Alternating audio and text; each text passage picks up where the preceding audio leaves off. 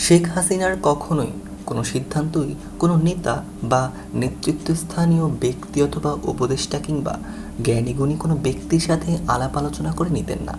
মূলত তিনি সিদ্ধান্ত নিতেন তার চারপাশে থাকা ছেলে ছোকরা এবং আত্মীয়দের কথার উপর ভর করে। এমনকি বঙ্গবন্ধুর কন্যা কোনো পদযাত্রা, মিছিল ইত্যাদিতে যখন অংশ নেন, তখন কোনো নেতা বা নেতৃত্বস্থানীয় কোনো ব্যক্তি তার সাথে কখনোই থাকতেন না। কোনো নেতা বা ওই জাতীয় কোনো ব্যক্তি ভুলক্রমে যদি বঙ্গবন্ধু কন্যা জননেত্রীর পাশে এসে পড়তো, তাহলে তার সাথে থাকা ছেলে ছোকরারা ওই নেতা বা ব্যক্তিকে কিল-ঘুষি, চড়-থাপ্পড় এমনকি লাথি-গুতা দিয়ে তাড়িয়ে দিত।